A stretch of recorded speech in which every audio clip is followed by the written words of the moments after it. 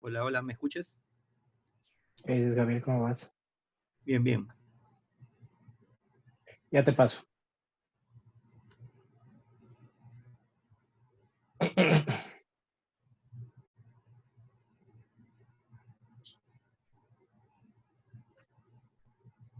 Listo, todo tuyo.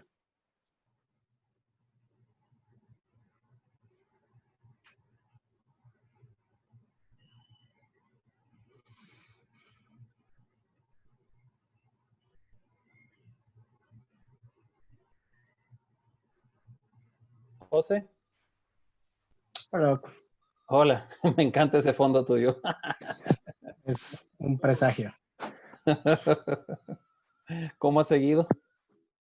Mejor, no. Chévere, Mejor. chévere. Buenazo. ¿Cómo estás, Javier? Bien, bien. Javier, no se te ve muy bien. Sí, tengo una luz encima. Espérame un ratito. Del relacionada que tienes atrás, ¿no? Lo que pasa es que estoy en mi casa y el fondo no está tan bueno tampoco, entonces tenía que poner algo. Ya somos dos.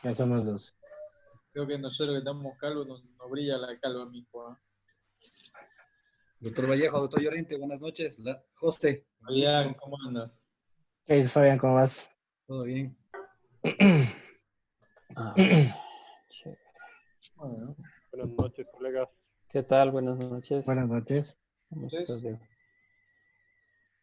A ver, ¿cómo hacemos entonces? Espérame 2 segundos.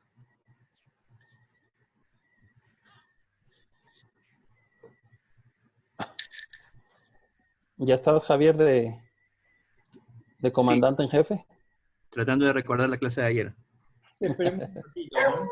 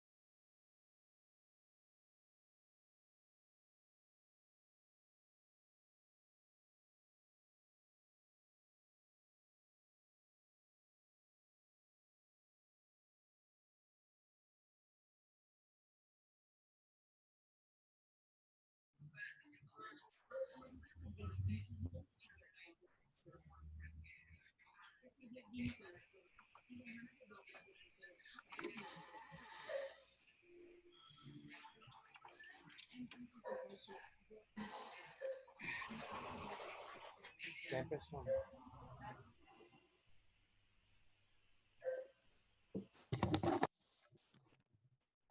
Buenas noches a todos.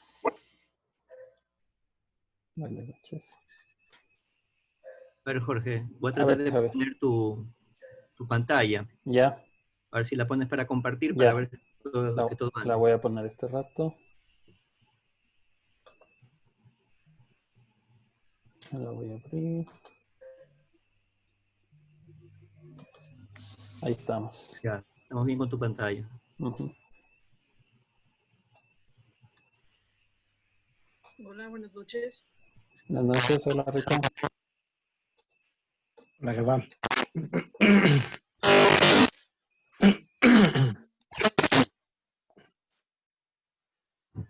Jorge, disculpa, ¿puedes tu pantalla? ¿Perdón? Otra vez tu pantalla.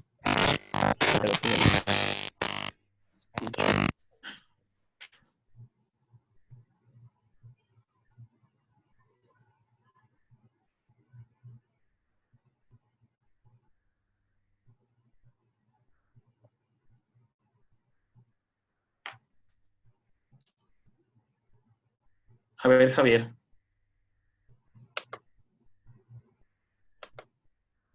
Ahí estamos. Ahí estamos. Ya, perfecto.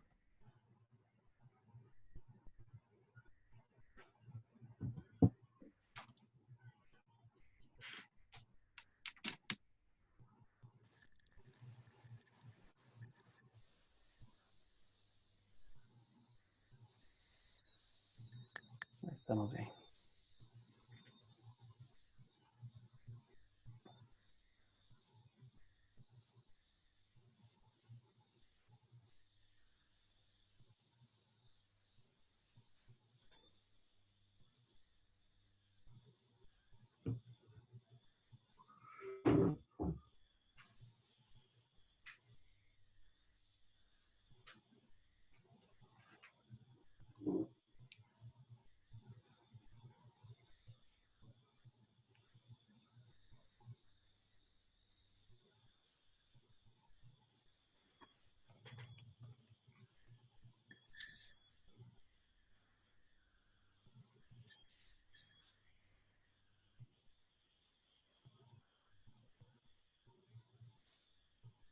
Son las 7.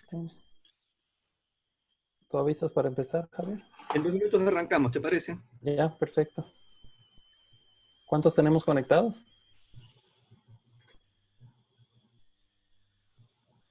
26. Perfecto.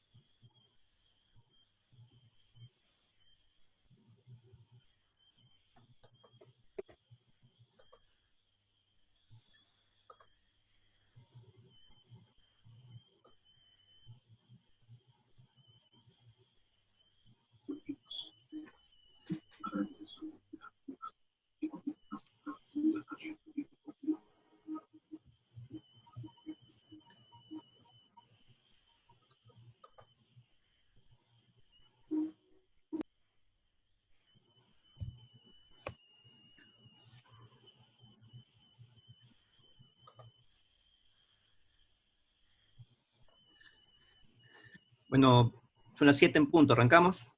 Perfecto. Bien, buenas tardes a todos los que asistieron a este webinar. Les agradecemos la atención a este primer evento virtual de la Sociedad de Cardiología en su capítulo de electrofisiología.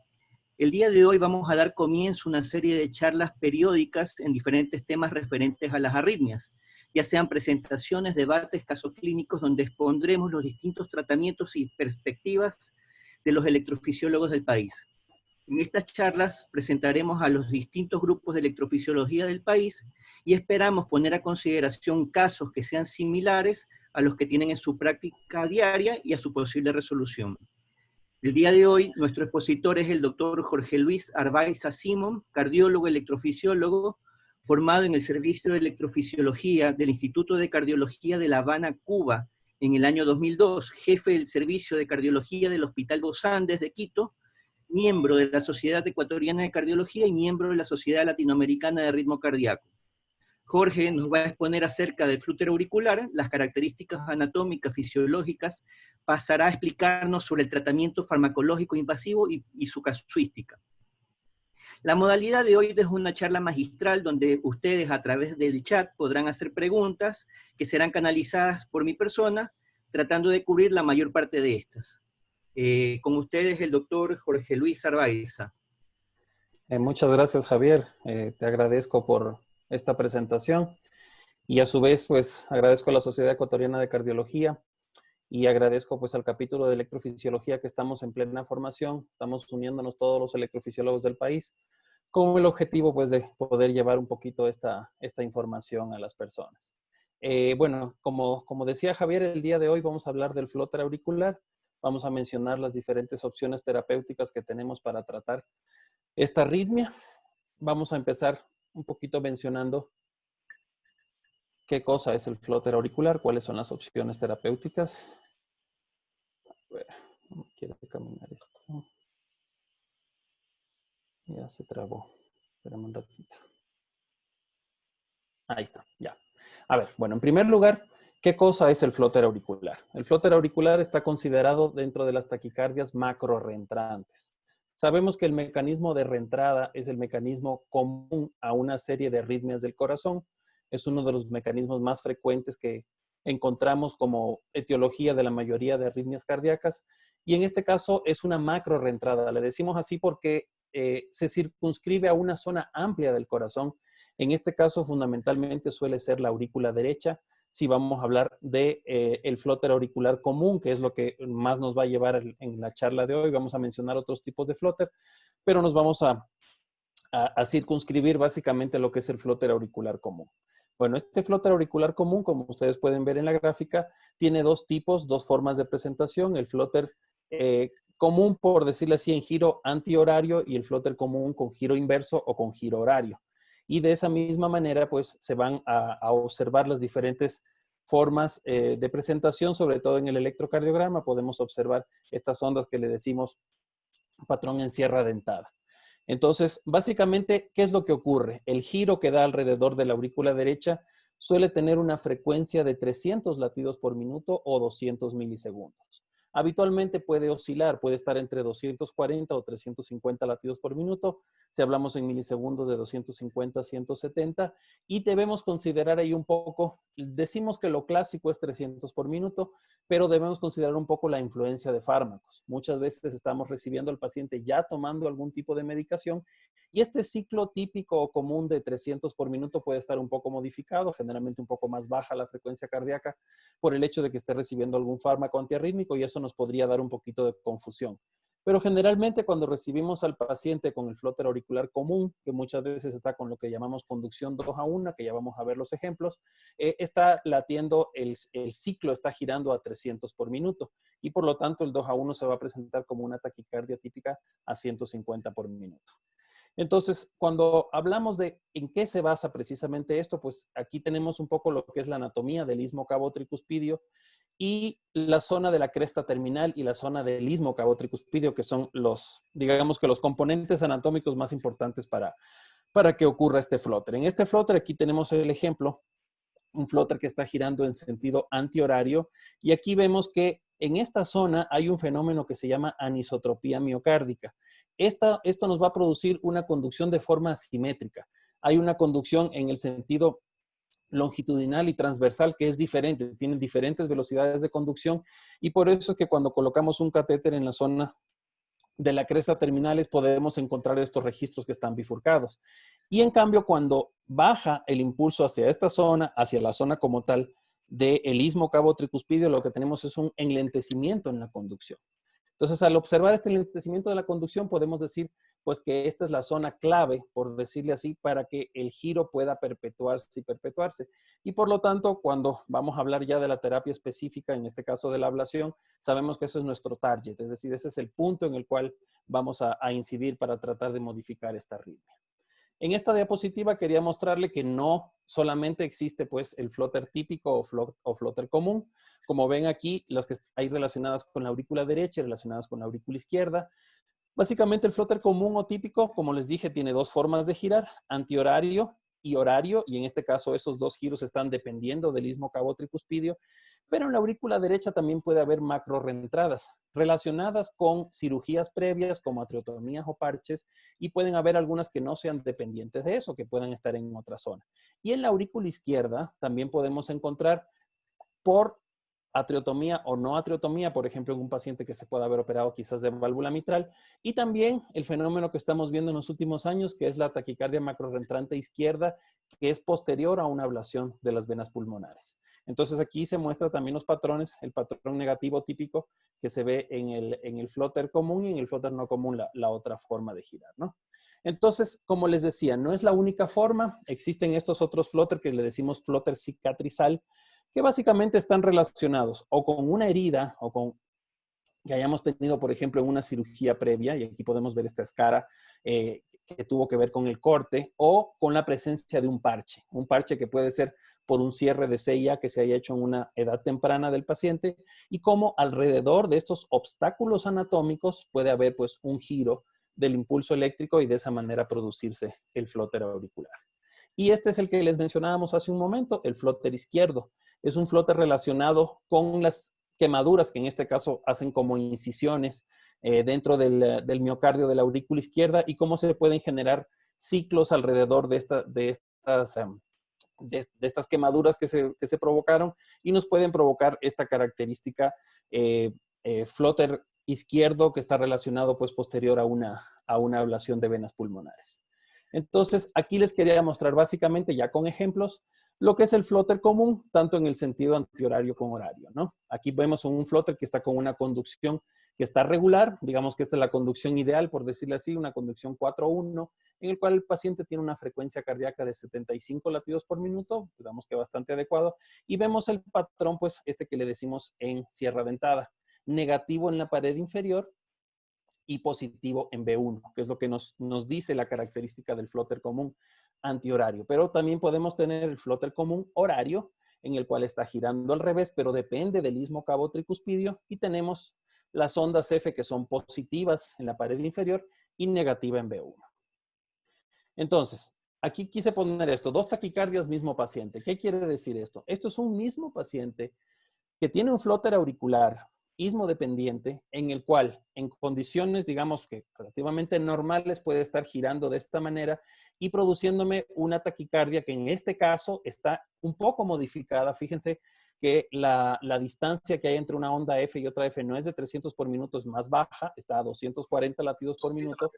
Y el hecho de que este giro esté a una frecuencia un poco más baja, pues le disparó que sea capaz el nódulo auriculoventricular de girar 1 a 1. Entonces, en este caso, ¿qué estamos viendo? Cada vuelta que da el impulso a través de la aurícula, todas las vueltas bajan por el nódulo auriculoventricular y vamos a pasar de lo que se llama un flóter 2 a 1 a un flóter 1 a 1. Y esto es una de las cosas que se puede ver por modificación de los fármacos. Entonces, este es un ejemplo también de la vida real de un paciente, el cual fue sometido por nuestro grupo a una ablación de una fibrilación auricular. Entonces, ¿qué tenemos en este paciente? Este paciente tuvo inicialmente, podemos ver en el electrocardiograma superior de la izquierda, un cuadro de fibrilación auricular. Este paciente entra al procedimiento, sale con su ritmo sinusal, pero en semanas posteriores se nos presenta con este cuadro. Y este es un paciente que tenía fibrilación y flóter, pero tenía un flóter común. Aquí tenemos un flóter que está girando de una manera diferente y esto consideramos que era un flóter izquierdo. Entonces, ¿cómo vamos a diferenciar un flóter auricular de una taquicardia auricular? Que es una cosa que se presenta con una cierta frecuencia. En primer lugar, generalmente la frecuencia cardíaca. Aunque la frecuencia cardíaca del giro del flóter suele estar en 300 por minuto, como ya les dije, puede estar modificado por el medicamento, y al estar modificado por el medicamento puede ser un poco más lento, pero normalmente puede estar hasta más o menos unos 240 latidos por minuto. Generalmente cuando son más bajos ya decimos que no es un giro de flóter, sino es una taquicardia auricular. ¿Y cuál es la característica principal desde el punto de vista anatómico? Aquí podemos ver que el giro en esta característica tiene el patrón en sierra, pero es un patrón ondulado. Fíjense que aquí va subiendo y aquí sigue siendo ondulado. Y fíjense en la taquicardia auricular cómo está el giro, pero hay una rectificación. Es decir, en algún momento vemos una línea isoeléctrica. Y esta línea isoeléctrica nos está permitiendo ver que esto no es un giro de flóter. Es decir, aquí no está curvado hacia arriba, sino recto entre una onda y otra, que no sería una onda F, sino sería una onda P relacionado con el foco auricular. Y vemos cómo aquí, por ejemplo, en B1, y claro, ahí va a depender de dónde venga el foco auricular, aquí, por ejemplo, en B1 ya no es el patrón característico que es positivo como en el flote, sino en este caso es negativo. Claro que eso puede variar según la localización. Tenemos taquicardias auriculares izquierdas y derechas, algunas muy parecidas al ritmo sinusal, etcétera. Entonces, ahí puede variar un poco el eje de la onda P, pero básicamente es la morfología, o sea, la característica que estamos observando, que en el caso del flutter es patrón en sierra dentada y es, como le digo, circular, que sube y baja, y aquí está rectificado, existe una línea isoeléctrica. Eso nos va a permitir diferenciarle. Entonces, vamos a hablar ya específicamente de las cosas. Yo me voy a basar esta conferencia en ir tratando los puntos que dicen las guías de la Sociedad Europea de Cardiología relacionado a lo que es el tratamiento del flutter auricular. Entonces, vamos a tocar el primer tema. ¿Qué nos dice el primer tema? Habla respecto a lo que es la anticoagulación. Para pacientes con flutter auricular, se recomienda tratamiento antitrombótico según el mismo perfil empleado para la fibrilación auricular. Es decir, todo lo que hemos aprendido relacionado a anticoagulación con fibrilación auricular, tenemos que extrapolarlo al flutter auricular. A principios del año 2000 se decía que esto podía ser, pero no estaban muy claros los estudios. En muchos pacientes quizás no se tomaban las mismas decisiones. Para el año 2000 ya estaba muy claro que había que anticoagular a todos los pacientes en fibrilación auricular. En el flutter todavía estaba un poco de duda, pero ya en los años posteriores, esto ha quedado muy claro. Hay que tratarlos igual. Y esto es la actualización de las guías del 2014 de la AJA, que hay una actualización no completa, pero una actualización del año 2019, y que nos dice básicamente que para pacientes con flutter auricular, lo mismo que nos dice la guía europea del 2016, la terapia anticoagulante es recomendada con el mismo perfil para pacientes con fibrilación auricular. Y aquí básicamente lo que ya todos sabemos, que hay que aplicarle la escala Chat-Bas a los pacientes, y en los pacientes que tengan un puntaje considerado ya alto, entonces podemos aplicar cualquier terapia anticoagulante, tanto lo clásico de la warfarina como cualquiera de los anticoagulantes directos, antes llamados nuevos anticoagulantes. No vamos a ahondar mucho en esa situación. Ahora, ¿qué es lo que sucede? Ya quedamos claro de la situación de la anticoagulación, pero ¿qué pasa con los fármacos antiarrítmicos? Bueno, lastimosamente la respuesta en el flutter auricular a los antiarrítmicos es más errática si yo la comparo con lo que es la fibrilación auricular. Tanto en lo que es control de frecuencia ventricular como lo que es reversión a ritmo sinusal. Y lo que habíamos mencionado en una diapositiva que mostramos anteriormente, los fármacos antiarrítmicos pueden modificar el ciclo del flutter, pueden enlentecer el ciclo del flutter, pero a veces no modifican mucho la conducción AB, sobre todo en personas jóvenes. Muchas veces la conducción AB va a estar conservada. ¿Y qué vamos a ver? Aquí tenemos dos ejemplos de lo que se llama un flutter 1-1. A veces un flutter 1-1 es difícil de poder definir porque muchas veces, como es tan rápido, hay aberrancia y la frecuencia cardíaca está muchas veces por encima de 250, puede llegar a 300. Entonces esa aberrancia muchas veces nos confunde. Muchas veces pensamos que esto es una taquicardia ventricular. Pues sencillamente este tipo de arritmias se presentan y sí la vemos con una cierta frecuencia, y lastimosamente se ha visto que en algunos pacientes puede estar relacionado con el uso de fármacos antiarrítmicos. Entonces esta es una cosa importante. También puede pasar lo que estamos viendo aquí. Generalmente para control de frecuencia, lo que nosotros recomendamos es uso de beta bloqueadores, antagonistas del calcio, no dihidropiridínicos, específicamente verapamil o diltiazem. Se puede usar digitálicos también. Hay quien le gusta utilizar amiodarona, aunque ya sabemos que para largo plazo no es tan conveniente por los efectos secundarios. Pero lo que se busca en algunos pacientes es control de frecuencia. Pero ¿qué sucede a veces en las personas mayores? Digamos que lo ideal podría ser esto: que esta persona llegue a una conducción, digamos, 4-1, 75 por minuto, regular, no tiene el aporte auricular. Siempre tenemos que considerar eso, sobre todo en personas que tienen insuficiencia cardíaca. El hecho de tener una buena frecuencia, pero perder el aporte auricular le significa, igual que en la fibrilación auricular, pero a veces en las personas ancianas puede pasar esto. Podemos tener un control exagerado de la frecuencia cardíaca y podemos encontrarnos, pues, con esto que está ocurriendo aquí. Entonces, ¿qué sucede? ¿Podemos probar otros fármacos para revertir el ritmo sinusal?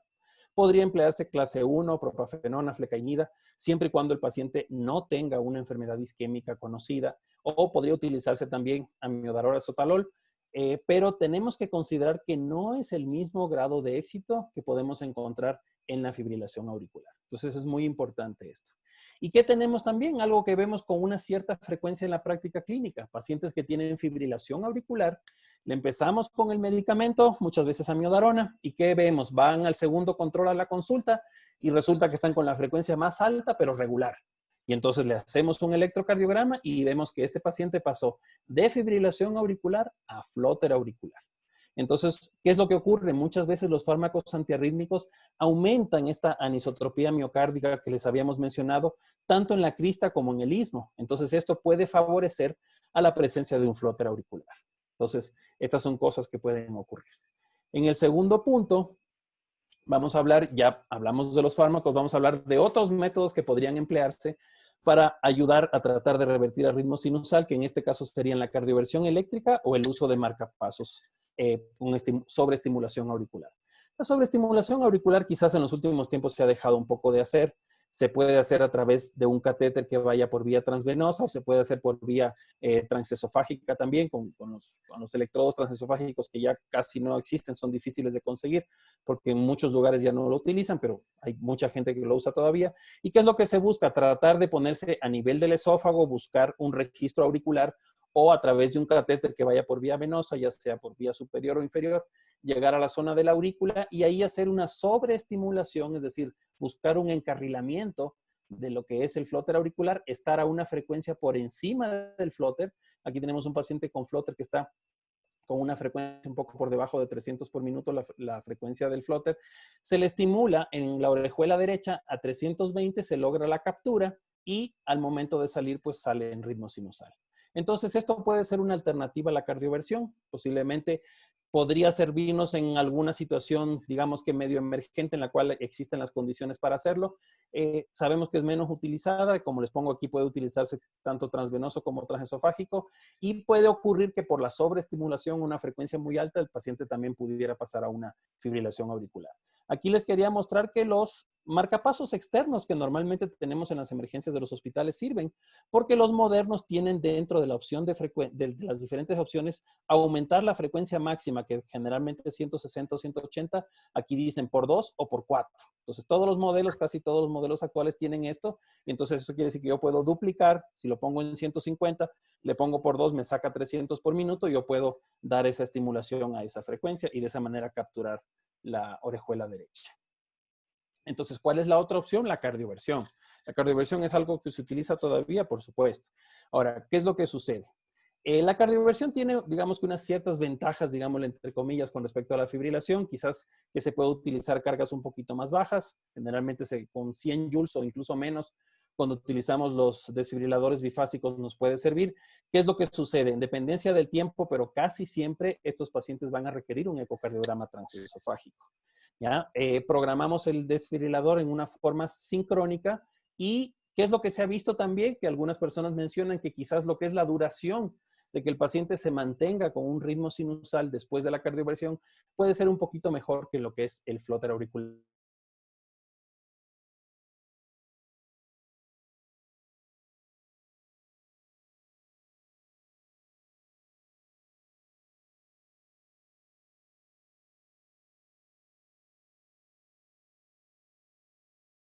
Te frizó, Jorge.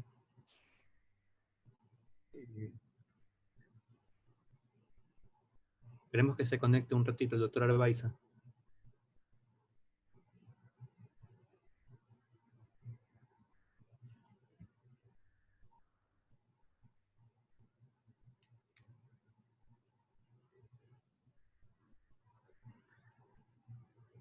Bueno, hasta ahora el doctor Arbaiza nos viene contando un poquito de la anatomía del flúter auricular. Nos viene enseñando si un flúter puede ser típico, con la imagen típica de dientes de cierre, o atípico, sobre todo sospecharlo cuando hay una cardiopatía previa o un procedimiento previo. Nos está presentando el marcapaseo auricular, por ahí también es importante en los pacientes que ya tienen marcapaso. Cuando detectamos un flúter auricular y el paciente está bien anticoagulado, es una posibilidad, en el momento que le hacemos el control de marcapaso, sobreestimular la aurícula para poder reiniciar un flúter auricular. y poder cortarlo.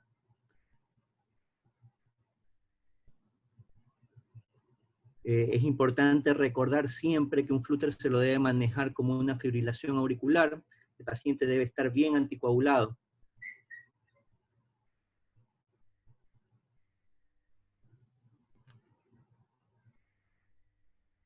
Vamos.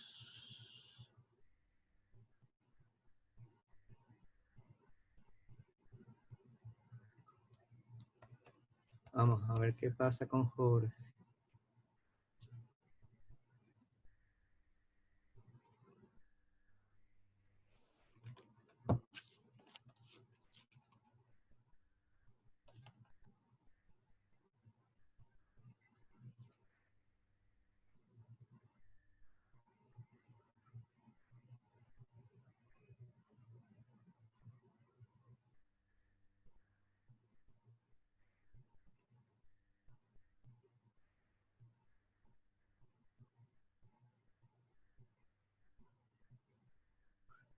O sea, hasta ahora, si es que alguien tiene alguna pregunta.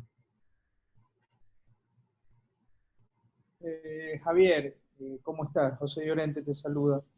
¿Cómo va, José? ¿Cómo vamos? Todo bien.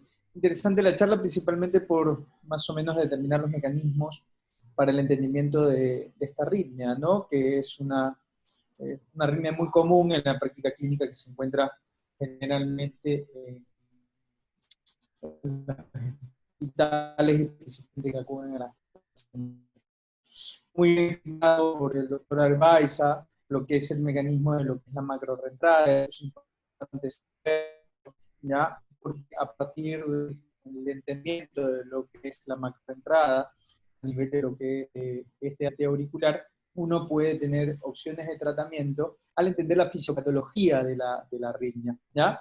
Entre los cuales puedes ir desde, como lo estaba explicando muy bien el doctor Arbaiza, desde el control de la frecuencia o el control del ritmo. En el control del ritmo ya pueden optar no solamente por el tratamiento farmacológico, también por lo que es la cardioversión eléctrica, y posteriormente creo que va a hablar de lo que es el tratamiento curativo de la misma, ¿no? No sé, una de las cosas que pudieran más o menos decir todos los psicólogos que están aquí son la valoración del chat que se encuentra a nivel de estos pacientes que están con auricular. No sé si pueden intervenir tú, puede intervenir Luis, el doctor Egas, el doctor Serrano, que están todos. Ahí está Jorge Luis, que nuevamente se conectó. ¿Sí? Activa tu micrófono, Jorge Luis. A ver, Jorge, A ver, ¿ahí ya me escuchan? ahí te escuchamos. Perfecto, disculpen, se me fue la corriente en la casa. Disculpen, ahí creo que estamos en la diapositiva última que habíamos visto. Sí. Bien. ¿Ya estamos ya conectados? ¿Podemos seguir? Dale. Ya, mil gracias. Disculpen la molestia. Por favor. A ver, bueno, estábamos hablando, ya vamos a hablar específicamente de lo que es la ablación como tal. Entonces, bueno, en este tercer punto que estábamos mencionando, es que, bueno, se recomienda tratar con ablación del istmo cabo tricuspidio, el flóter auricular, típico, en pacientes que el tratamiento antiarrítmico nos haya fracasado o lo podemos considerar como una terapia de primera línea, teniendo en cuenta las preferencias del paciente. Y esto es de lo que vamos a conversar de aquí en adelante. Entonces, un momentito. Ahí estamos. Perdón. Ya. Entonces les decía, bueno, vamos a hablar de la ablación como tal del istmo cabo tricuspidio.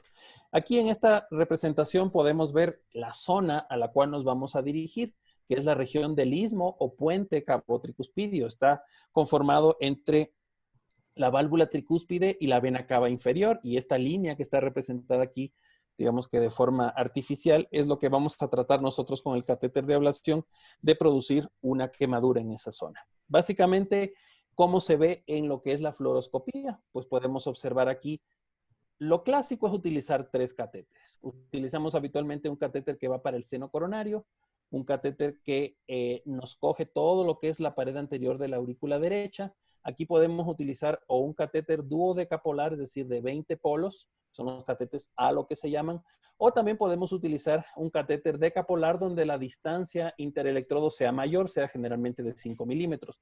Los dos hacen la misma función. Nosotros particularmente utilizamos más el decapolar con una distancia mayor. Entonces, ¿qué es lo que queremos mostrarle aquí? Lo que son los registros. Esto lo vamos a pasar relativamente rápido. Bueno, esto es un paciente con un flóter común, una persona de sexo femenino, 69 años de edad, que llevabas 2 años con el flóter mal controlada y en el caso específico de ella, su fracción de eyección en un valor límite inferior. Aquí, ¿qué es lo que observamos? El registro. Nosotros tenemos un registro en el seno coronario y un registro en la aurícula derecha. Y esta secuencia nos está demostrando lo que se llama un giro antihorario. Entonces, nosotros observamos aquí que estamos aplicando la radiofrecuencia y nosotros preferimos, por técnica, entrar con el paciente en flóter. Es mucho mejor, nos da mucho más certeza de lo que es el procedimiento y también nos facilita un poco lo que es la comprobación después del procedimiento. Entonces, aquí tenemos el paciente en flóter, en el cual estamos haciendo la aplicación, termina el ritmo sinusal y aquí podemos observar donde dice radiofrecuencia off. Hemos terminado después de 19 segundos de aplicación. Generalmente no es una sola aplicación, como es un registro lineal. Nosotros damos generalmente una aplicación, 2, 3, muchas veces a la cuarta ya terminamos, a veces a la quinta. Utilizamos catéteres de punta 8, lo cual nos permite una quemadura un poquito más larga. También utilizamos catéteres irrigados con solución salina que nos pueden servir para una mayor eficacia de la quemadura. Y aquí vemos cómo terminamos la aplicación de radiofrecuencia y el paciente está con un ritmo sinusal. Entonces, después, ¿qué hacemos? Y que todos los grupos recomiendan, tenemos que ver lo que es el bloqueo bidireccional. Si nosotros logramos confirmar un bloqueo bidireccional en los siguientes 30 minutos del procedimiento, nosotros tenemos una certeza de que el porcentaje de recurrencia va a ser muy bajo, va a ser menos del 5%, del 5 al 10% dicen en general los grupos. Pero eso siempre y cuando hayamos confirmado que existe un bloqueo bidireccional. En este caso, ¿qué estamos haciendo? Estamos estimulando desde el seno coronario y estamos viendo que el descenso en la aurícula derecha es un descenso rectificado, no curvado. Y aquí lo que estamos observando es una estimulación, lo que le llamamos estimulación diferencial.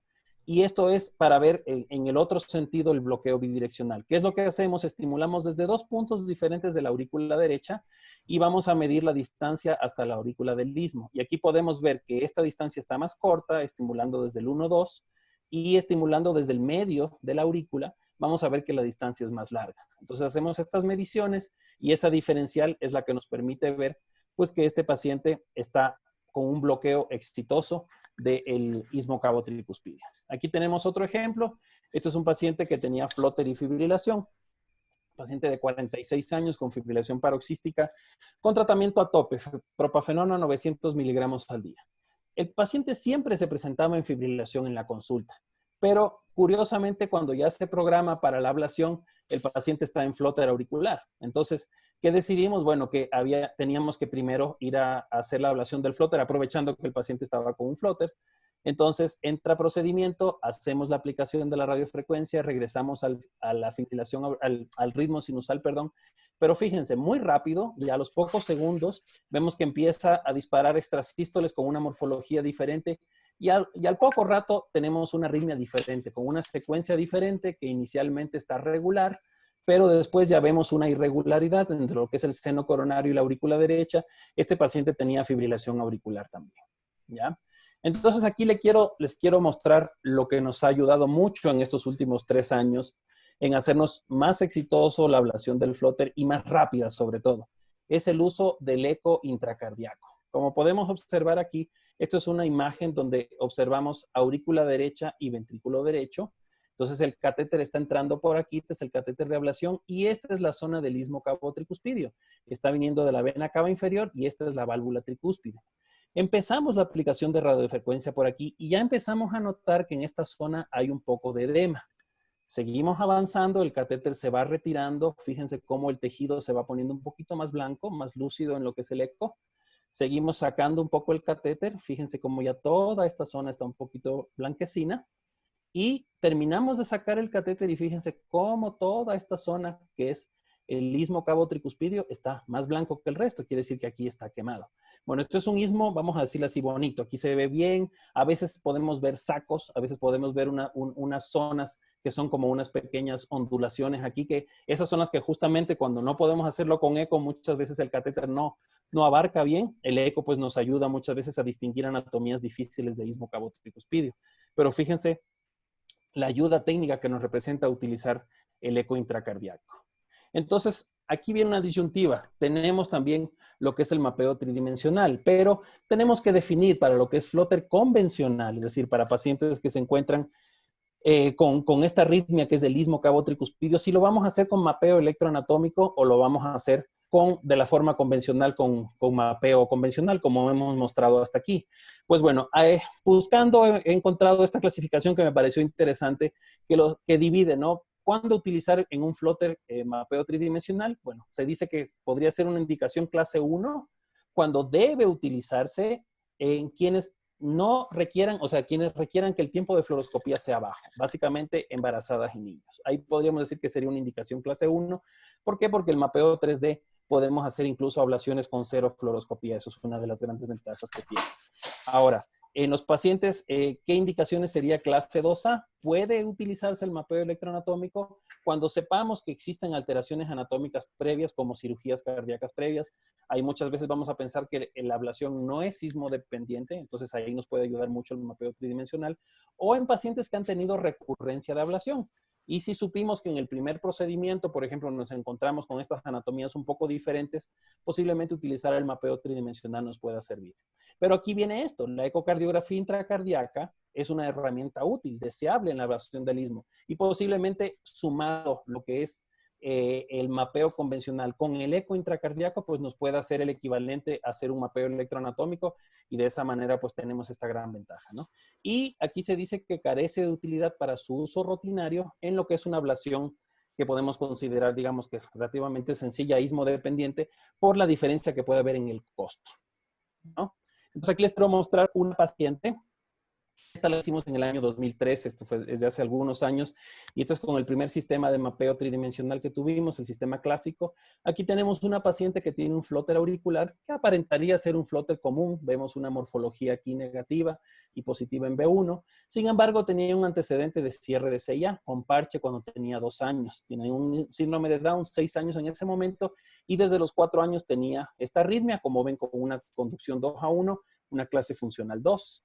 En esta paciente utilizamos el mapeo electroanatómico y por los diferentes sistemas de mapeo de activación y mapeo de voltaje, pudimos ver que la zona donde había la diferencia de conducción no era en la zona en la zona del istmo cabo tricuspidio, sino estaba en la zona cercana al parche. Y a esta paciente le hicimos la ablación. Aquí vemos la diferencia de colores después de la ablación y vemos cómo la paciente está en ritmo sinusal. Aquí les quería mostrar un ejemplo de un flóter recurrente. Este también fue otro paciente que le hicimos una primera ablación con un istmo complejo. Y en este paciente, por ejemplo, si utilizamos un catéter duodecapolar, vemos la secuencia. Y aquí vemos, ya este es con el equipo más reciente que tenemos, el sistema Velocity, que es más actualizado. Tenemos una mejor, más bonita reconstrucción de lo que es la aurícula derecha. Y aquí tenemos la imagen, vena cava superior, vena cava inferior, y esta es la zona donde se hacen las aplicaciones, donde hicimos la aplicación de la radiofrecuencia. Y finalmente, pues este paciente con un ritmo sinusal. Entonces, aquí les quería mostrar esto porque es muy interesante. La taquimiocardiopatía. Y esto, quise basarme en una imagen de un paciente relativamente reciente, de hace menos de 6 meses. Un paciente joven, 26 años de edad, deportista, atleta, que llevaba 6 meses sintiéndose un cierto disconfort, vamos a decirle así, y un poquito de dificultad para hacer su ejercicio. Él también había coincidido que había dejado de hacer ejercicio. El paciente pensaba que porque... ¿Cómo está? Sí. Bien, vea, estoy en una...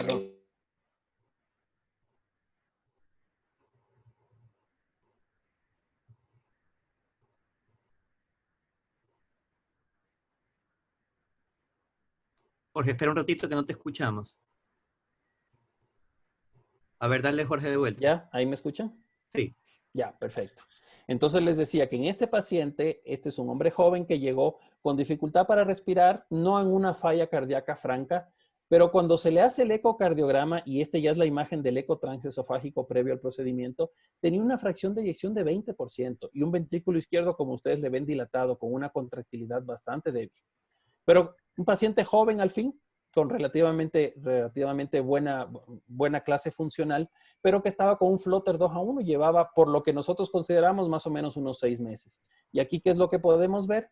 Que posterior a una semana, y nosotros tenemos un estudio hecho, que posiblemente en alguna charla posterior lo vamos a mencionar, de lo que es la corrección de la taquimiocardiopatía en pacientes que han sido intervenidos de fibrilación y de Flutter auricular. Y en este caso observamos cómo tiene posterior una fracción de eyección de 52%, con una contractilidad mucho mejor, apenas una semana posterior a esto. Entonces, el siguiente punto, el último punto que vamos a mencionar. Bueno, si ya sabemos que el paciente tiene Flutter auricular y fibrilación auricular, se debe considerar que además de la ablación del istmo cavo-tricuspidio, o sea, cuando el paciente ya va a ir a una ablación de fibrilación, se pueda también ir a ablación del istmo cavo-tricuspidio. Y aquí hay diferentes variantes que yo les quería mostrar. A ver, vamos a decir que el Flutter y la fibrilación auricular son como primas hermanas, ¿cierto? Entonces, a pesar de que el mecanismo pueda ser diferente, el hecho de que nosotros hagamos una curación del Flutter auricular no quiere decir de que la otra no nos pueda aparecer en algún momento. Entonces sabemos, pues como dicen las diferentes series, que la ablación del istmo te cura del Flutter y el promedio de recurrencia es bajo, de 5 a 10%, pero la relación entre las dos arritmias es amplia. ¿Qué pasaba entre la década del 90 y el año 2000? ¿Qué se recomendaba? Cuando un paciente tenía una fibrilación y esta se organizaba en Flutter, con los fármacos que se le daba, se le hacía ablación del istmo y que se podía ver en ese entonces, que ablacionabas el istmo, bueno, recién estaba empezando la ablación de venas pulmonares, y se veía que había un mejor control de la fibrilación auricular. Entonces ya desde ahí hay una relación entre las dos arritmias. ¿Qué te dice la guía actual? Pues que te dice que si se va a planificar ablación de fibrilación auricular y se ha visto en algún momento episodios de Flutter, se debe ablacionar venas pulmonares e istmo cavo-tricuspidio. Pero hay estudios en lo que le decimos ablación de Flutter profiláctica en fibrilación pura y ablación de fibrilación profiláctica en Flutter puro. Entonces le quiero mostrar eso. Entonces, a ver, cuando hablamos de lo que es prevenir fibrilación en Flutter, el estudio que más se ha mencionado es este estudio, el PREVEN. ¿Y este estudio qué es lo que nos muestra? Este estudio es pequeño, es de apenas 50 pacientes, pero aquí hay un metaanálisis hecho posteriormente de estos 4 estudios que tienen lo mismo. ¿Y qué es lo que se ha visto? Que pacientes que tienen Flutter auricular pueden llegar hasta un 45-46% a tener fibrilación auricular en algún momento posterior. Entonces, estos pacientes fueron a una estrategia de ablación profiláctica de fibrilación auricular. Entonces, ¿qué es lo que sucedió con estos pacientes? Pues que se observó que se disminuyó el porcentaje que había de 46% a 26%. Es decir, cuando se iba a buscar la recurrencia de fibrilación auricular, bajó prácticamente a la mitad, con P significativa, pero significando pues procedimientos, como dicen ahí, más largos y con más fluoroscopía. Pero también se intentó lo contrario. Pacientes que tenían una fibrilación auricular, pero nunca le habían visto Flutter. Entonces, ¿qué se dijo? Bueno, vamos a ver si hay una mejor evolución en lo que es la fibrilación auricular si le hacemos de forma profiláctica ablación del Flutter. Y aquí hay 2 estudios muy distantes en tiempo, pero con el mismo objetivo en el 2009 y en el 2018. ¿Y qué es lo que se buscó? Como sabemos, la ablación de fibrilación auricular tiene en la actualidad uno de sus talones de Aquiles es el porcentaje que puede haber a veces de recurrencia. Sabemos que puede haber una recurrencia del 25%, en dependencia de los grupos y en dependencia de la cantidad de procedimientos que se haga. Entonces, ¿qué se trató de ver? Pacientes que se hizo ablación de fibrilación auricular y se le hizo de forma profiláctica una línea en el istmo cavo-tricuspidio para ver si eso mejoraba su evolución, independientemente que nunca se les haya visto Flutter. Bueno, en los 2 estudios no hubo diferencia significativa en la evolución.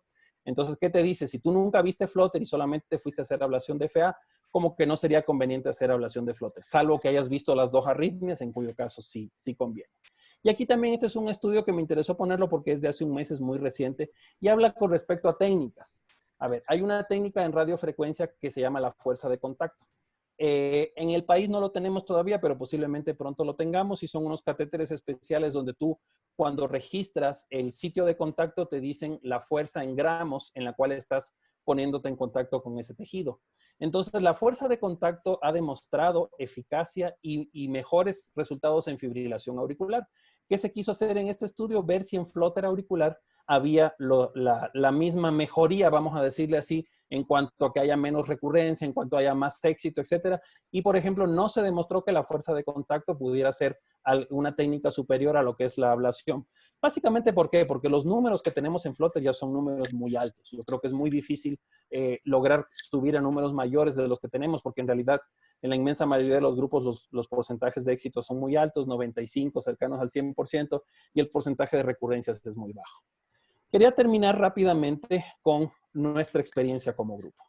Bueno, nuestro grupo está conformado por la doctora Rita Ibarra, por el doctor José Luis Lazo y mi persona. Nosotros hacemos intervenciones en 3 centros diferentes: Hospital Carlos Andrade Marín, Hospital Bozán de Esquito y Clínica Radiológica Harvard. Y como ustedes ven, la procedencia es de muchos lugares, tanto privados como públicos.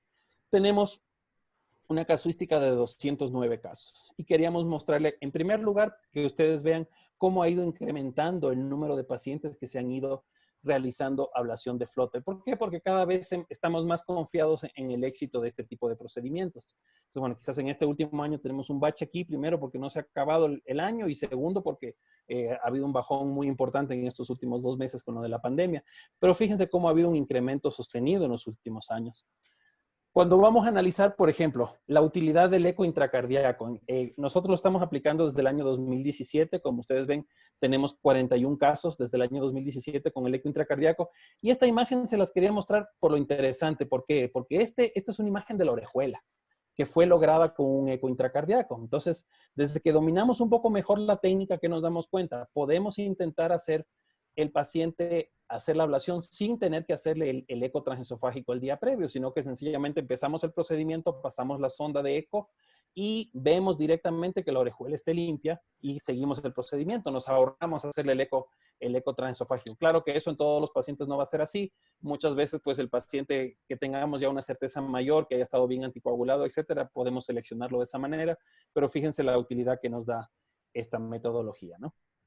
Tenemos un éxito inicial de todos estos pacientes de un 96%. Puede haber un porcentaje en el cual no se llegue. ¿Por qué? Porque lo ideal es muchas veces entrar en flóter. Si el paciente entra en ritmo sinusal, a veces es un poco difícil inducir la arritmia. A veces quizás la arritmia que inducimos no va por el istmo. Quizás podemos tener un poco de dudas. Tenemos un porcentaje de recurrencia más o menos acorde con lo mundial, 7.73%, 15 casos. Sí tenemos de forma curiosa que la posterior fibrilación auricular en nuestra serie, y podemos decir que la mayoría tenemos seguimiento de casi todos estos pacientes, es baja. Tenemos apenas 6 casos que posteriormente aparecieron con fibrilación auricular para un 3%. Pero ¿qué queremos decir básicamente del procedimiento? Es un procedimiento muy seguro.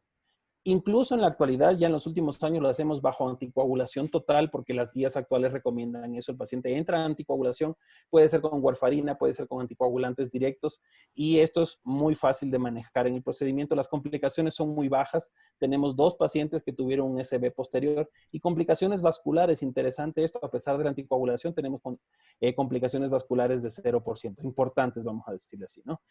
Algunos pacientes han podido ser hechos de forma ambulatoria, y el promedio de tiempo ha sido de 90 a 120 minutos, es decir, de 1h30 a 2 horas, o sea, más cortos también los procedimientos.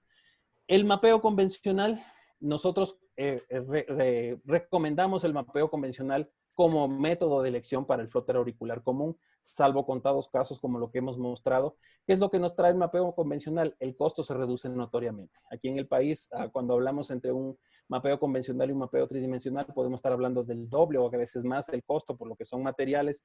Entonces, básicamente, nosotros recomendamos esto. Y quería mostrarle esto porque estamos en este último año un estudio comparativo basándonos en esta técnica de catéter simple. Esta técnica recomienda que con un solo catéter se puede hacer validación de bloqueo bidireccional. Estamos, como digo, ya probando en algunos pacientes. Hemos intentado en algunos con 2 pacientes, en algunos con 2 catéteres, perdón, en otros con un solo catéter, tratar de ver si podemos hacer un flóter, una ablación de flóter tan eficaz con un solo catéter como con 3 catéteres. ¿Cuál sería la ventaja de si esto nos funciona bien después de terminar el estudio? Que posiblemente podamos hacer todos los pacientes de forma ambulatoria, sin necesidad de un día de hospitalización. Entonces, ¿cuáles son nuestras conclusiones de esto? En primer lugar, como ven ahí, el flóter auricular es una arritmia frecuente, ¿ya? Y muchas veces está relacionado con fibrilación auricular. Segundo lugar es el riesgo de embolia. Se equipara al de la fibrilación auricular, por lo que debe ser manejado con las mismas pausas de anticoagulación. El control farmacológico muchas veces es subóptimo, ¿ya? Y tiene un riesgo latente de taquimiocardiopatía, como vimos en un ejemplo de un paciente joven. Y el riesgo de taquimiocardiopatía es mayor que el riesgo en la fibrilación auricular, donde muchas veces con fármacos se logra un mejor control de respuesta ventricular. Y por último, pues nuestra recomendación es que se puede utilizar la ablación como primera opción terapéutica por varias cosas. Es muy eficaz, es muy segura y tenemos altos estándares en lo que es la relación costo-beneficio y lo que es la relación costo-eficiencia. Eso fue todo. Bien, Jorge, excelente presentación. Tuvimos por ahí un pequeño problema técnico, pero Sí, gracias a Dios la logramos completar y todo muy bien, excelente. Hay algunas preguntas, Jorge. Sí. Yo tengo una para empezar. Cuéntame, qué paciente, cómo escoges tú al paciente que vas a utilizar el navegador? ¿Cuándo decides tú que vas a hacer una ablación de flútero auricular por navegador? A ver, básicamente nosotros hemos considerado como cosa más importante el antecedente, donde podamos tener una sospecha relativamente alta de que el flóter no sea ismodependiente. ¿Ya? Por ejemplo, ahí están los pacientes con cirugía previa, como el caso que mostré de la niña, que sabemos que puede existir otro obstáculo anatómico, una triotomía, la presencia de un parche, y por supuesto la morfología. Es cierto que a veces la morfología nos puede engañar un poco. Por ejemplo, yo les mostré el ejemplo de la niña, usted ve el electrocardiograma y dice, no, eso es un flóter común, pero tiene el antecedente de que tiene un parche y tiene una triotomía. Entonces, en el caso de esta paciente, pues, esta paciente se hizo con el navegador y afortunadamente, pues, entramos con él porque nos hizo más sencillo. Es cierto que, a ver, en flóter no común, en flóter del lado izquierdo o del lado derecho, pero que no sea ismodependiente, si uno logra buscar el sitio de la macro reentrada por técnica de electrofisiología pura, puede encontrar y puede lanzarse a tratar de hacer una línea en lo que considere el sitio de la macro reentrada. Pero es cierto que es más difícil. La ayuda que nos da el navegador en cuanto a lo que es las diferencias de voltaje, etcétera, nosotros podemos definirlo un poco mejor por eso. Pero básicamente, si tenemos un flóter que tiene todas las características de ser común, la morfología da mucho para eso. Nosotros programamos inicialmente con mapeo convencional. Y si tenemos estas características que estaba mencionando, pues podemos pensar en utilizar el navegador como primera opción. O como dijimos, para una recurrencia, sobre todo si tuvimos una anatomía compleja en la primera ocasión. Bien, Jorge. Aquí tengo una pregunta del doctor Ayón. En realidad quiere que hagas un poquito de énfasis en las ventajas del tratamiento de ablación sobre el tratamiento farmacológico. Sí, cómo no, por supuesto. Y a ver, nosotros estamos tratando aquí de llevar la idea de que el flóter auricular, la primera alternativa va a ser la ablación por radiofrecuencia, por muchas cosas. Como mostramos en las primeras diapositivas, el tratamiento farmacológico no es tan efectivo. El control de frecuencia es bastante malo en muchos pacientes, sobre todo pacientes más jóvenes. El regresar a un ritmo cardíaco normal es muy difícil y muchas veces tenemos que recurrir a una cardioversión. Y si bien es cierto, hay series que te dicen que una primera cardioversión puede ser que te dure o que te aguante más el ritmo sinusal, es una enfermedad que tú vas a seguir llevando y llevando. Y si tú puedes modificar esa enfermedad en un estadio temprano, que es lo que también se está diciendo ahora en la fibrilación auricular, pues es mejor. Entonces, si es una técnica eficaz, segura, digamos que con lo que decía de relación costo-beneficio y costo-eficacia, o sea, si tenemos un paciente en el cual en una etapa temprana podemos hacerle un procedimiento que quizás no salga tan costoso por el hecho de hacerse con técnica convencional, vamos a estar ahorrando un costo que a lo mejor 5 años, 10 años este paciente estuvo recibiendo tratamiento farmacológico, a lo mejor un ingreso en terapia por un flóter 1.1, y cuando tú sumas todo ese gasto con lo que podría gastar pues en una ablación, posiblemente llegue a ser un costo mucho más bajo. Entonces, definitivamente proponemos que el tratamiento inicial del flóter auricular sea la ablación. Bien. Tengo una pregunta del doctor Jorge Andrade. Después de una ablación, ¿cómo es tu manejo de la anticoagulación? ¿Por cuánto tiempo lo mantienes? ¿Qué criterio utilizas? Ya. Si es que no hay evidencia previa de fibrilación auricular. Ya, a ver, aquí es una cosa interesante esto. A ver, si nosotros estamos terminando viendo que puede haber un grupo importante de personas que hayan tenido fibrilación auricular o que puedan tener posteriormente fibrilación auricular, el manejo básicamente debería ser como en la fibrilación auricular. Si yo tengo un paciente joven que no me cumple criterios, que tiene un CHA2-VASc de 0 y yo lo llevé a hacerse una ablación, yo le hago, o sea, por supuesto tiene que estar anticoagulado, le hago el eco previo, veo que no haya trombos, le hago el procedimiento y le mantengo de 4 a 6 semanas con anticoagulante para un paciente que tenga un CHA2-VASc de 0. Entonces, en ese paciente yo le corto la anticoagulación y no lo sigo anticoagulando. Pero si tengo un paciente en el cual yo considero que puede existir un riesgo de que va a haber fibrilación auricular y las estadísticas nos muestran que uno de cada dos puede tener después una fibrilación auricular y tiene un índice de riesgo alto y tiene, por supuesto, un CHA2-VASc que pase los 2 puntos, pues ese paciente tendrá que seguir siendo anticoagulado de por vida. Bien. Tengo una pregunta del doctor Freddy Leonardo Oña. En tu criterio, Jorge, un paciente con CHA2-VASc de 1, ¿cuál sería tu criterio para anticoagulación con el fin de evitar fenómenos embólicos? Ya. A ver, yo recorté algunas diapositivas para no hacerla tan larga, pero tenía una diapositiva de las cosas que dice la actualización del 2019 con respecto a las guías del 2014. Y ahí ponen como evidencia clase 2A, más o menos 2A, 2B, no recuerdo exactamente en qué número estaba, pero a ver, ahí te dice que en los pacientes con un punto de CHA2-VASc tú puedes considerar anticoagularlo, pero no tiene la evidencia clase 1 con los pacientes que ya tienen 2 o 3 puntos. Entonces, en el caso de un solo punto, hay muchos grupos que ya con un solo punto están anticoagulando a los pacientes y eso no es una contraindicación por la guía. Lo que pasa es que la guía te dice que en el que es un punto no es una indicación clase 1 darle, pero es completamente aceptado que si tú consideras que ese paciente debas anticoagularlo, pues lo debes anticoagular. O sea, de hecho, en la práctica hemos visto pacientes en los que a lo mejor con un solo punto de CHA2-VASc tienen accidentes cerebrovasculares. Entonces, yo pensaría que muchos grupos sí consideran que con un punto se debe anticoagular. Jorge, le voy a abrir el micrófono al doctor Llorente que te quiere hacer un comentario y una pregunta. Perfecto.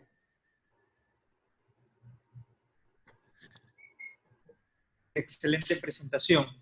Una pregunta que se me vino a la mente al ver tu presentación, en pacientes con fibrilación auricular, en las cuales que tengan un aleteo auricular, como la diapositiva que presentaste, en la cual el paciente tenía FA y le hiciste el aleteo, ¿solamente harías el aleteo o en su caso harías un procedimiento combinado en la cual harías el aislamiento de las venas pulmonares y lo que es el aleteo?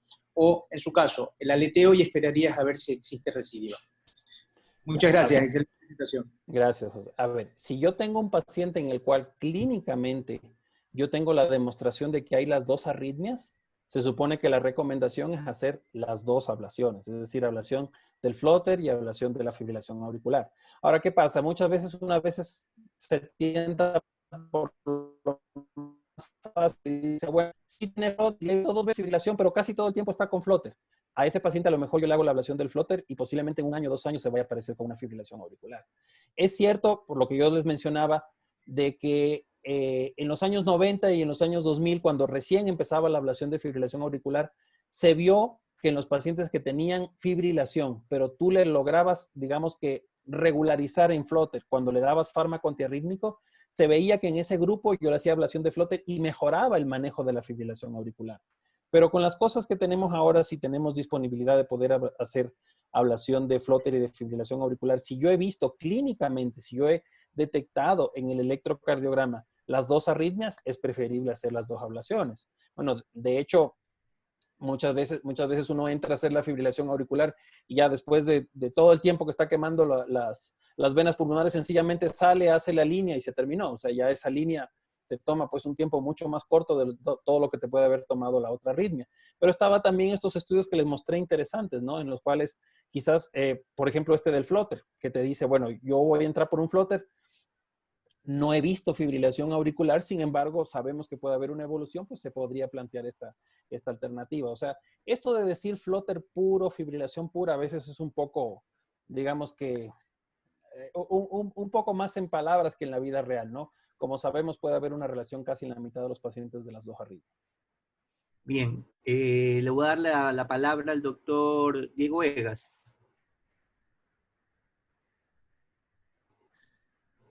Hola, buenas noches. ¿Me Hola, escuchan? Diego.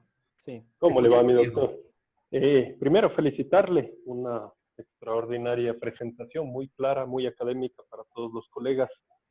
Mi pregunta va dirigida un poco justamente a la practicidad del abordaje doble de Flutter, del hipocampo tricuspidio, y un abordaje de aislamiento de venas pulmonares o substratos arritmogénicos de la aurícula. Mi pregunta va justamente en la práctica. Si yo detecto un hipocampo tricuspidio dependiente, un Flutter típico, ¿vale la pena hacer un screening de monitoreo de mayor duración para ver si se detecta de una vez fibrilación auricular, toda vez que con esto podríamos hacer un solo abordaje de las dos arritmias? ¿De rutina vale la pena hacer eso o de hecho, vale? Sí, de hecho, a ver, no ahondamos en los detalles, pero si ustedes vieron la diapositiva del metaanálisis, ustedes podrían ver ahí que todos estos estudios fueron basados en esto, ¿no? En lo que es el seguimiento con sistemas de lo que son sistemas de monitoreo de largo alcance, quizás con holters de más días, quizás con sistemas implantables, por supuesto. O sea, podría ser una buena alternativa en estos pacientes en los cuales quizás yo considero que solamente el Flutter es puro. Nunca le he visto una fibrilación auricular. Utilizar sistemas de previo al procedimiento de poder ver si es que en algún momento están haciendo fibrilación auricular, por supuesto que puede ser de mucha utilidad para cuando yo vaya a entrar, pensar en hacer las dos ablaciones o pensar en hacer una sola, por supuesto. Y también en lo que es el seguimiento, ¿no? Como les decía, estos estudios que les mostré, estos metaanálisis, todos están basados casi como dispositivos implantables. ¿Por qué? Porque muchas veces estos pacientes de Flutter están bien, siguen clínicamente bien y sin embargo, a lo mejor yo le hago un holter o dos holters en el año y digo, mira, no tienes nada. Y a lo mejor con un dispositivo implantado yo puedo encontrar que están haciendo fibrilación auricular. De ahí a la cuestión que estábamos hablando de que si yo tengo un paciente con un índice de riesgo alto, yo no me quedo con la confianza de que ya le curé el Flutter y no va a tener fibrilación y, por ejemplo, esos pacientes deben seguir anticoagulados en la mayoría de los casos. ¿Por qué? Porque en muchas ocasiones no tenemos pues esa disponibilidad de ponerle un dispositivo implantado al paciente como para saber. Acordemos que en el caso de la fibrilación sí existen muchos pacientes asintomáticos y en esos pacientes asintomáticos estos sistemas nos pueden ayudar mucho, tanto como dices tú en el previo como en el posterior al procedimiento. Bien, aquí tengo una pregunta interesante. Te preguntan, si tienes una recidiva de un Flutter, ¿en cuánto tiempo vuelves a estudiar al paciente? A ver, normalmente las recidivas, como en casi todas las ablaciones, se suelen presentar en los primeros 3 meses. Ahora, ¿qué es lo que sucede? Con el Flutter a veces el tiempo es un poquito mayor. A veces no es lo típico de los 3 meses, a veces puede ser que sea 6 meses, a veces puede ser que sea un año. Yo creo que muchas veces ahí depende de la tranquilidad con la cual tú saliste cuando le hiciste el procedimiento. Hay veces que tú haces el procedimiento y tienes una certeza muy clara de que hiciste un bloqueo bidireccional, sales muy seguro de eso y eso en la inmensa mayoría de los casos va a ser un paciente que no va a regresar. Pero muchas veces, acuérdense que es una ablación puntual, como puede ser en una vía accesoria, una vía intranodal, que es un sitio, esto es una línea. Entonces, dentro de esa línea puede haber una brecha, un gap, que le decimos. Entonces, muchas veces, si el paciente vuelve a presentarme, a lo mejor, si yo tengo un paciente que tiene un Flutter, digamos que cortito, paroxístico, no le duró mucho, digo, bueno, lo voy a observar un poquito más. Pero lastimosamente en Flutter no es así. La mayoría de las veces cuando recidiva y estaba permanente y a lo mejor a los 2 meses vuelve a estar permanente. Entonces, en ese paciente no tengo que esperar más, sencillamente le vuelvo a hacer. ¿Y qué es lo que pasa? Si yo tuve a lo mejor un procedimiento relativamente sencillo, sin una anatomía compleja, voy con el mismo sistema de mapeo convencional y muchas veces me encuentro un gap de 2 milímetros, de 3 milímetros, o sea, un huequito chiquito, que cuando a veces lo hacemos en el mapeo tridimensional se ve muy bonito, pero muchas veces tú recorres con el catéter y vas viendo tejido muerto, tejido muerto, tejido muerto, hasta que de repente llegas a un punto y ves un solo registro. Das una sola aplicación de radiofrecuencia y se acabó nuevamente el Flutter. Entonces, yo pensaría que no hay que esperar mucho si es que regresó rápido, ¿no? Bien, el doctor René Vicuña me está pidiendo la palabra, quiere hacerte un comentario. ¿Cómo no? Hola, Jorge Luis. Hola, Quiero darte por tu excelente exposición. Yo creo que tienes una casuística muy buena. No sé, tengo la impresión de que tal vez es una de las más importantes a nivel país. Yo creo que ya me contestaste un poquito con la primera pregunta. Mi pregunta hacía referencia sobre los flúter no ismodependientes. Ya abordaste muy bien lo del mapeo tridimensional, etcétera, etcétera. Yo quería saber si tienes alguna experiencia, sobre todo con flúter izquierdo, que son más complejos de manejar, de diagnosticar y de curar. Y si usas también el ultrasonido cardíaco. A ver, en el caso del flúter izquierdo, tenemos un paciente que es el que yo les había mostrado ahí, en el cual fue después de la fibrilación auricular una recurrencia en este flúter izquierdo. En un principio teníamos un poquito de duda que pudiera ser o recurrencia de la fibrilación auricular o un flúter izquierdo, pero se logró tener, era un paciente que tenía todos los días fibrilación prácticamente, se logró tener varios registros y llegamos a la conclusión de que la morfología definitivamente era diferente. Bueno, casualmente este paciente tenía como gatillo principal la vena pulmonar superior izquierda y el registro del flúter estaba un poquito más abajo. O sea, nosotros quemamos mucho más en esa vena porque era evidentemente la disparadora, quedó bien, pero la línea de flúter se hizo un poquito más abajo de esa zona. Entonces, en realidad sí, por supuesto que yo consideraría que para un flúter izquierdo definitivamente tienes que hacerlo con mapeo tridimensional. Tienes que hacerlo. En estos casos específicamente también nos puede ayudar un poco lo que es el eco intracardíaco, porque con las diferentes imágenes que hemos visto nos puede ayudar en mucho. Como ustedes vieron, muy bonita esa imagen de la orejuela, cómo uno puede, y ya cuando tienes una cierta destreza con el eco intracardíaco, puedes ver esas imágenes. Y en realidad sí, o sea, quizás no hemos hecho muchos flotters del lado izquierdo, pero sí, yo diría que para estos casos definitivamente el mapeo tridimensional es muy importante.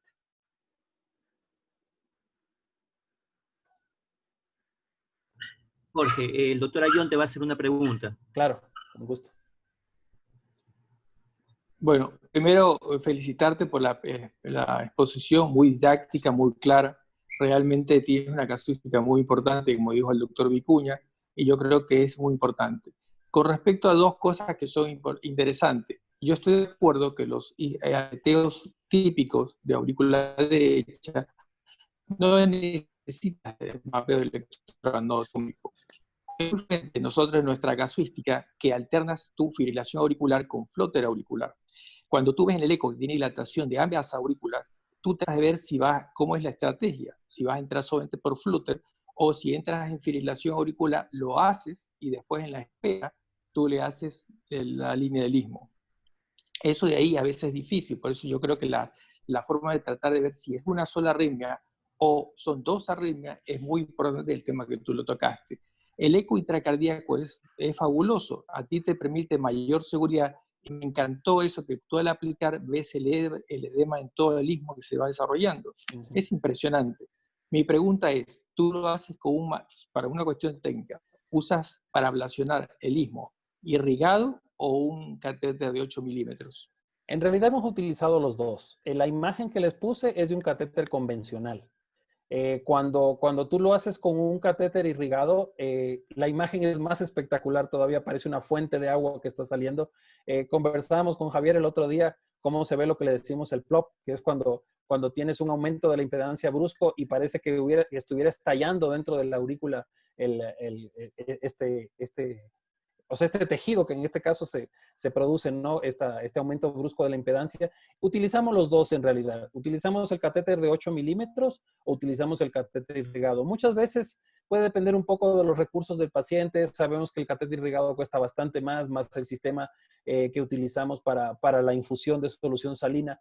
Entonces, quizás en un paciente que haya un poquito más de recursos, quizás un poco que le pueda un seguro médico apoyar con todo lo que es la parte del material, posiblemente en ese paciente escogemos hacerlo con un catéter irrigado, pero en realidad la inmensa mayoría de los nuestros en realidad son con catéter de 8 milímetros, con punta de 8 milímetros. Pero hemos utilizado los dos, definitivamente. Bien, Jorge. Hay un par de preguntas del público bastante interesantes. Una es, en la emergencia, cuando llega un paciente con un flúter auricular, ¿qué medicación pueden utilizar? Ya. Bueno, va a depender mucho de cómo esté el paciente, ¿no? Porque si te llega un paciente con un flúter con conducción 1-1 y está con una frecuencia de 250, 300 por minuto y está en shock, no vas a pensar en nada. Definitivamente le vas a hacer una reversión, una cardioversión eléctrica. Ahí no, yo creo que no hay mucho que discutir. Ahora, ¿qué es lo que pasa? Quizás un poco tengas la duda, no sabes si está anticoagulado, si no está anticoagulado, pero en esas condiciones no estás en condiciones de hacer un eco transesofágico y muchas cosas que no se pueden hacer. Entonces, lastimosamente los fármacos son malos. O sea, tú quieres frenar el nódulo aurículo-ventricular para bajar la frecuencia, le pones una infusión de amiodarona y no te va bien. Muchos pacientes ya vienen porque a lo mejor están con el Flutter 2:1, 1 semana, 2 semanas, 3 semanas, vienen con presión baja. Pacientes mayores vienen con un poco de insuficiencia cardíaca. Entonces, muchas veces es un poco difícil el manejo. Yo diría que para un paciente con un Flutter 1:1, si está sostenido, ahí definitivamente cardioversión eléctrica en la condición que pueda ser hecho. Y a lo mejor si en un centro tienes para hacer sobreestimulación auricular, como mostramos, y si puedes hacer esa técnica, pues perfecto, lo puedes utilizar, digamos que menos traumático. Pero lastimosamente los fármacos no van bien. O sea, la experiencia que tenemos con utilizar ya sea infusiones de amiodarona o en algunos pacientes tratar de frenarles con beta bloqueadores, con anticálcicos, sobre todo en pacientes que tienen buena conducción, es difícil, es bastante difícil.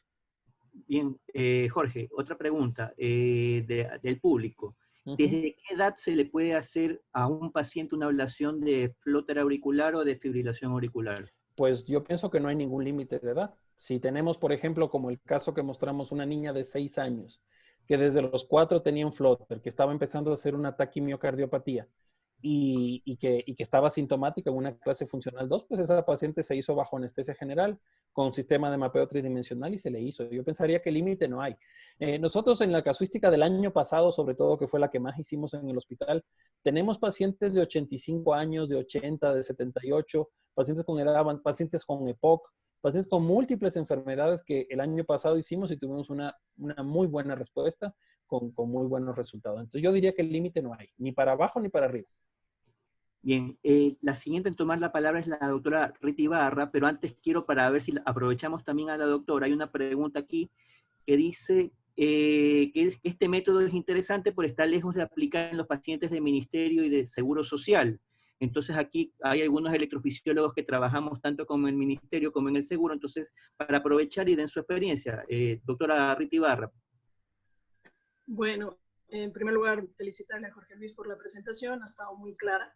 Y quería, en primer lugar, hacer una aclaración respecto al tipo de catéter que se utiliza en la ablación. En realidad, los estudios no muestran que exista ninguna diferencia en la eficacia de la ablación del Flutter en dependencia del tipo de catéter utilizado entre catéter de punta de 8 milímetros y catéter irrigado. Se puede utilizar cualquiera de los dos, el resultado es similar. A veces nosotros nos guiamos para seleccionar el catéter no tanto por si es irrigado o no, sino por la curva que tenemos disponible, a veces y sobre todo por la estabilidad del catéter. Y en eso, en elegir cuál catéter es mejor, a veces nos ayuda a ver el istmo con el eco intracardíaco. Y respecto a la disponibilidad de este método en el Seguro Social, pues la mayoría de los pacientes que he presentado al doctor Arbaiza son de la Seguridad Social. Ahí disponemos de todos los recursos para realizar este tipo de ablación, incluido el eco intracardíaco y el navegador cuando necesitamos. La paciente más joven que nosotros hemos hecho es una niña que tenía, me parece, 3 años, pero era desnutrida, tenía 11 kilos cuando la intervenimos, tenía una taquimiocardiopatía y antecedente de una corrección quirúrgica de una CIA. Es la paciente más pequeña que hemos hecho y lo hicimos con navegador y con 0 fluoroscopía. Entonces sí, del ministerio pues realmente no puedo informarles, pero en la Seguridad Social, en el Hospital Carlos Andrade Marín, tenemos disponibilidad de todos estos recursos. Bien, la siguiente pregunta es el doctor José Llorente, él aprovechando también, él es médico del Seguro Social, por ahí también nos puede dar un poquito su experiencia. Bueno, Jorge Luis, espectacular.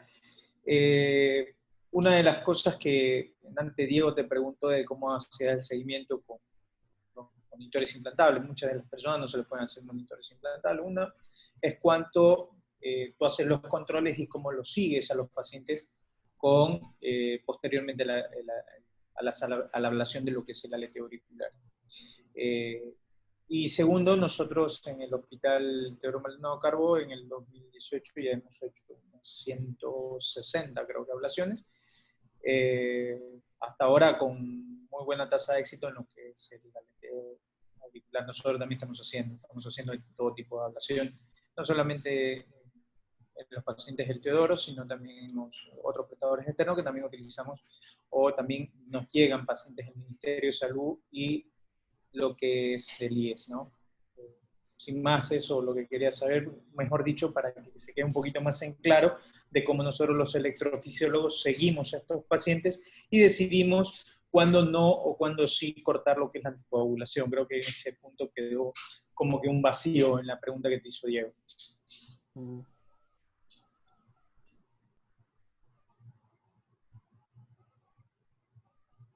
Jorge. Sí, a ver, lo que estamos hablando, lo de la anticoagulación yo creo que queda claro, ¿no? Si el paciente tiene un índice de riesgo con un puntaje de Chas-Bast por lo menos de 2 puntos, ese paciente debería seguir anticoagulado. O sea, definitivamente yo creo que debería seguir anticoagulado, porque como nos está mostrando la casuística internacional y a pesar de eso, como le digo, nosotros tenemos un seguimiento de casi todos estos pacientes y sin embargo hemos tenido una aparición de fibrilación auricular posterior en un porcentaje relativamente bajo. Nos llama un poquito la atención que hay estudios que te digan, claro, tampoco son estudios tan grandes, como ustedes vieron este estudio de seguimiento, Prevent Atrial Fibrillation, que es del año 2015, es con 50 pacientes en realidad, o sea, no tiene pues un grupo muy grande de pacientes, y en ese grupo te dice que hay un 46% de pacientes. Quizás en la vida real no sea tan alto el porcentaje. Nosotros podemos hablar de nuestra casuística y podemos decir que hemos tenido, como les mostré, pues más o menos un 5 o 6% de pacientes que tuvieron después fibrilación. Pero sí es importante, acuérdense lo que yo mencioné, o sea, la fibrilación auricular asintomática es la cosa más frecuente que puede haber. Hay muchos pacientes que a lo mejor, si estaba muy sintomático por el flutter, porque el flutter es una arritmia regular de 150 por minuto, y yo le curé, y a lo mejor ese paciente me hace en el mes 2 episodios de fibrilación de 15 minutos, y ni se va a dar cuenta de los episodios de fibrilación de 15 minutos, pero va a tener riesgo de que en algún momento pueda hacer un trombo que se vuelva émbolo para el cerebro. Entonces, en ese paciente yo tengo que considerar la anticoagulación. Pero hemos tenido el paciente que yo les mostré ahorita, el de la taquimiocardiopatía, un hombre joven con un Chas-Bast de 0, pero que hizo una taquimiocardiopatía, pues ese paciente le dimos 6 semanas de anticoagulación y después no lo seguimos anticoagulando. Bien, Jorge. Aquí tengo una pregunta. Primero aclarar del tema del ministerio. Soy médico de un hospital del ministerio en Guayaquil, del Abel Gilbert. Nosotros hemos hecho desde que tomamos el servicio de 257 ablaciones. Ayer fue la 257, fue justamente un flutter auricular. Entonces lo mismo, nosotros tenemos todos los materiales, todos los sistemas para realizar todo tipo de ablaciones en los hospitales del ministerio. O sea, eso tampoco sería un impedimento. Y aquí tengo una pregunta de un residente de nuestro hospital, el doctor Paul Pacheco. Dice, ¿cómo manejas la anticoagulación previo al procedimiento? ¿La suspendes? ¿Cómo es tu manejo de anticoagulación? No, el nuestro es, como les mostré en la estadística, plena anticoagulación. No suspendemos la anticoagulación. Eso es lo que se recomienda en la actualidad. Tenemos un manejo tanto con warfarina como con anticoagulantes directos, exactamente igual. Generalmente reciben la dosis del día anterior, la dosis del propio día no la reciben. Utilizamos la técnica de punción segura, hacemos con eco dirigido la punción para tratar de evitarnos cualquier complicación de punción arterial. Como son pacientes plenamente anticoagulados, nosotros ya desde hace 2 años prácticamente, tanto la doctora Ibarra en el seguro como con nosotros en el hospital Bos Andes, estamos utilizando la guía del eco y entonces hacemos punción segura con eco.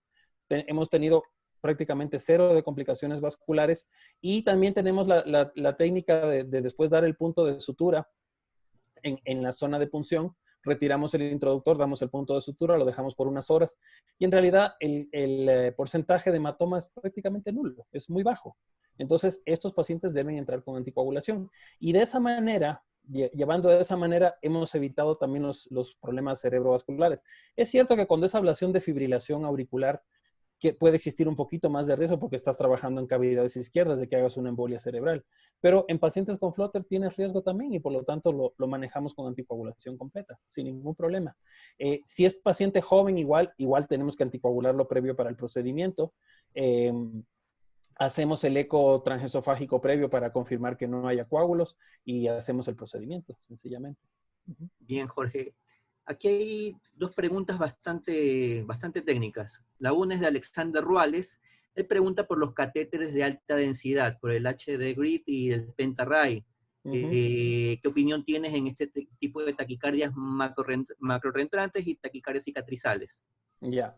Bueno, específicamente no tenemos en este momento en el país, no utilizamos ese tipo de catéteres. Posiblemente en las taquicardias por macroreentrada, sobre todo si son clásicas como el flóter auricular, quizás no nos den una gran diferencia, básicamente porque lo estamos haciendo con mapeo no tridimensional, con mapeo clásico, ¿no? Entonces, este tipo de catéteres son de mucha utilidad para lo que es mapeo tridimensional, haces más rápido la imagen de la aurícula derecha, pero básicamente para fibrilación tienen mucha utilidad. Yo pensaría que para taquicardias, o sea, para flóter clásico, macroreentrante en el istmo cabo tricuspidio, quizás no hay una gran diferencia. Lo que sí hay una enorme diferencia es en costo, ¿no? Definitivamente. Bien, Jorge. Aquí hay una pregunta de Kevin Orellana. Pregunta sobre la eficacia del dofetilide en el flúter auricular y si el espesor de la aurícula, me imagino que se refiere por ahí a tamaño, sería alguna contraindicación para la ablación. A ver. Dofetilide no tenemos en el país. Sabemos que la eficacia es para fibrilación auricular básicamente. No tenemos experiencia aquí particular nosotros de estar utilizando ese tipo de medicamento. Yo pensaría que no tendría una indicación muy clara en lo que es el flóter auricular. Y lo que me dices de espesor, bueno, de la aurícula, no sé si específicamente hablar de espesor o de tamaño, quizás como dices tú. Si hablamos de volumen de la aurícula derecha, sí, muchas veces el paciente que tiene flóter, sobre todo que tiene 6 meses, 1 año, 2 años, 3 años flóter, va a estar con una aurícula derecha dilatada y esa aurícula derecha dilatada quizás nos haga un poco más largo el procedimiento, la línea va a ser más larga, no van a ser quizás 4 aplicaciones, sino van a ser 8 o 10 aplicaciones. Quizás lo que más temor le tenemos es que el istmo sea un istmo, digamos, diferente, un istmo donde puedan haber no puse ninguna diapositiva, pero hay diapositivas interesantes donde se ven como sacos que se hacen en la zona del istmo cabo tricuspidio y que muchas veces tú sientes que el catéter cae en ese saco. Quizás ahora con el eco intracardíaco hemos podido ver 2 o 3 pacientes con esa característica anatómica y entonces eso quizás te hace un poquito más dificultoso, ¿no? Pero yo diría que una aurícula dilatada no es un problema para una ablación de flóter auricular.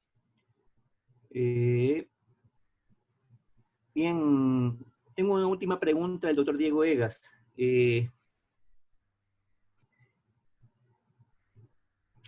Él pregunta si algún momento consideras ablacionar el nódulo auriculoventricular en alguno de estos casos que no se pueda manejar el flúter o la fibrilación auricular, y considerarías el implante de un resincronizador o un implante fisiológico en el GIG o septal. A ver, desde que manejamos la técnica, específicamente voy a hablar de flóter, ¿no? Desde que la técnica la manejamos con tanta facilidad y es tan alta, yo pensaría que la última alternativa en ese paciente, si es que no logro ablacionar el flóter, sería hacer una ablación de nódulo auriculoventricular y un implante de marcapaso. Es cierto que las guías actuales todavía consideran esa posibilidad en caso de que no puedas lograr hacer la ablación del istmo cabo tricuspidio. Y por supuesto que si vas a hacer una ablación del nódulo auriculoventricular, es preferible a colocar un electrodo convencional en el ventrículo derecho, hacer una estimulación más fisiológica, quizás con resincronización o quizás con lo que está viniendo ahora, que es la estimulación gisiana. Ahora, yo pensaría que para flóter auricular puro, yo consideraría eso solamente ante quizás un segundo procedimiento fracasado de que yo no haya podido hacer la ablación del flóter, porque si tenemos un índice de éxito tan alto en el flóter, o a lo mejor tenemos un flóter izquierdo complejo, o a lo mejor tenemos un flóter que también puede ser derecho, pero no encuentro el sitio de la macroreentrada, y sobre todo si ese paciente está haciendo taquimiocardiopatía. Porque si el paciente está haciendo taquimiocardiopatía, el solo hecho de bajar la frecuencia cardíaca, aunque no fuera llevarle al ritmo sinusal, que sería lo ideal, el solo hecho de hacer la ablación del nódulo y bajar la frecuencia cardíaca, incluso aunque yo le haga una estimulación convencional, ese paciente va a mejorar. Si no tenía algo estructural anatómico previo, ese paciente va a mejorar. Entonces, digamos que para ese tipo de casos podría considerar la ablación del nódulo auriculoventricular. Bien, antes que me olvide, de una vez quiero invitarlos para la siguiente charla, que es una...